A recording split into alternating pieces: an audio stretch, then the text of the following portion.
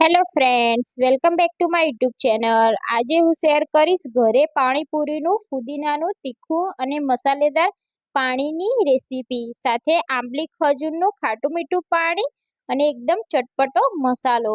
તો ચાલો આપણે રેસીપી જોઈએ। તો સૌથી પહેલા આપણે ફુદીનાનું ગ્રીન એકદમ તીખું અને મસાલેદાર પાણી બનાવી લઈએ। તો એના માટે મેં અહીંયા કોથમીરના પાન લીધા છે। કોથમીરના પાન આપણે ડાળી સાથે લેવાના છે। આપણે મિક્સર જારમાં એને એડ કરી દઈશું અને આપણે થોડાક એવા ફુદીનાના પાન લઈશું। ફુદીનાના પાન આપણે એકદમ ફ્રેશ લેવાના છે અને નાના એવા પાન લેવાના છે। હવે આમાં આપણે 1 ચમચી મીઠું એડ કરીશું અને 1 ચમચી શેકેલા જીરાનો પાવડર એડ કરીશું। 1 ચમચી આમચૂર પાવડર એડ કરીશું અને 1 ચમચી ચાટ મસાલો એડ કરીશું અને 1 ચમચી સંચર પાવડર એડ કરીશું। જો તમારી જોડે સંચર પાવડર ના હોય તો તમે સ્કીપ કરી શકો છો। 1 ચમચી ખાંડ એડ કરીશું। ખાંડ એડ કરવાથી પાણીનો ટેસ્ટ ખૂબ જ સારો આવે છે। હવે આપણે આમાં 2 મોટી સાઈઝના લીલા મરચાં એડ કરીશું અને અડધો લીંબુનો રસ એડ કરીશું। જો તમને તીખું વધારે પસંદ હોય તો તમે નાની એવી તીખી લીલી મરચી એડ કરશો તો તે વધારે તીખું બનશે। હવે આમાં આપણે આઈસ ક્યુબ એડ કરીશું। આઈસ ક્યુબ એડ કરવાથી આનો કલર એકદમ ગ્રીન રહે છે। તો હવે આપણે આને પીસી લઈશું। તો આપણી ફુદીનાની એકદમ ગ્રીન સ્પાઇસી અને મસાલેદાર પેસ્ટ તૈયાર થઈ ગઈ છે। હવે આપણે આને કાઢી લઈશું। હવે આને આપણે 1 ગ્લાસ પાણી એડ કરીશું।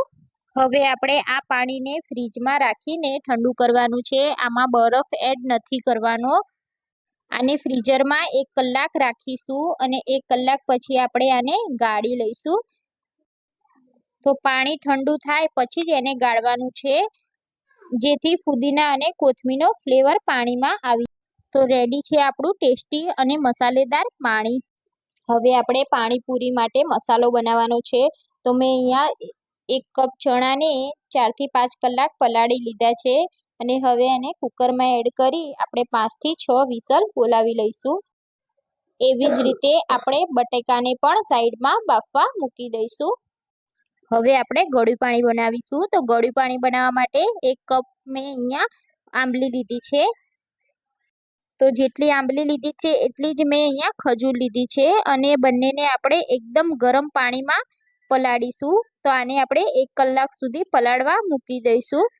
તો 1 કલાક પછી તમે જોઈ શકો છો આપણી ખજૂર અને આંબલી એકદમ પલળી ગયા છે। હવે આપણે આને ઉકાળીશું। હવે આપણે એક પેનમાં આંબલી અને ખજૂરનું મિશ્રણ નાખી દઈશું અને આમાં આપણે 1 ગ્લાસ જેટલું પાણી નાખી આને આપણે ઉકાળીશું। આને આપણે મીડિયમ ગેસ ઉપર આપણે આને ઉકાળીશું। હવે આમાં આપણે કાશ્મીરી લાલ મરચું પાવડર એડ કરીશું। લાલ મરચું પાવડર એડ કરવાથી આમાં કલર એવો સારો આવે છે। હવે આપણે 1 વાડકી જેટલો ગોળ એડ કરીશું। હવે આપણે આને મિક્સ કરીને આપણે આને 10 થી 15 મિનિટ જેવું ઉકાળીશું।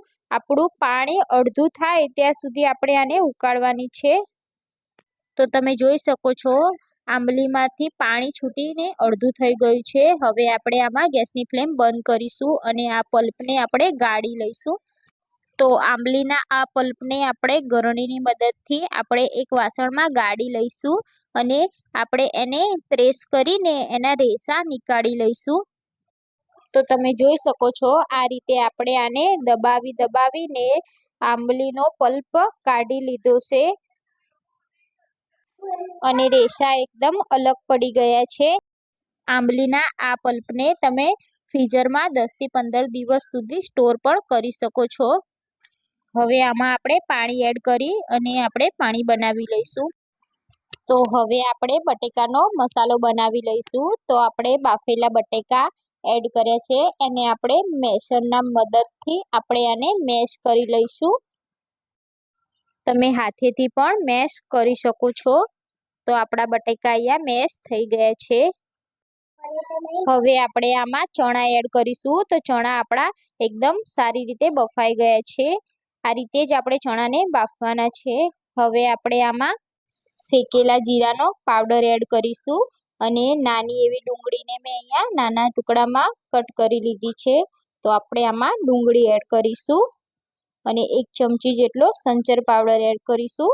થોડાક એવા લીલા ધાણા એડ કરીશું 1 ચમચી લાલ મરચું પાવડર એડ કરીશું અને આપણે આને હાથેથી એકદમ મસળીને મિક્સ કરી લઈશું. આને આપણે હાથેથી મસળવાનું છે. આને આપણે જેમ લોટ બાંધતા હોય એવી જ રીતે આપણે આને એકદમ સારી એવી રીતે મિક્સ કરી લઈશું, જેથી આપણા બટેકા અને ચણામાં બધા મસાલા ભળી જાય. તો તમે જોઈ શકો છો આપણો મસાલો એકદમ ટેસ્ટી અને મસાલેદાર રેડી થઈ ગયો છે. તો આ રીતે તમે પાણીપુરીનો મસાલો અને પાણી બનાવશો તો તમે બહારની પાણીપુરીને ભૂલી જશો અને તમારું પાણી અને મસાલો એકદમ બહાર જેવો ટેસ્ટી અને મસાલેદાર બનશે. તો તમે ઘરે પણ જરૂરથી આને બનાવજો અને મને કમેન્ટમાં જણાવજો. તો તમને મારો આ વિડીયો પસંદ આવ્યો હોય તો લાઈક કરજો, કમેન્ટ કરજો અને શેર કરજો અને બાજુમાં આપેલા બેલ આઇકોનને ક્લિક કરી લેજો, જેથી આવનારી રેસીપીના નોટિફિકેશન તમારા ફોનમાં આવી જશે. જય શ્રી કૃષ્ણ.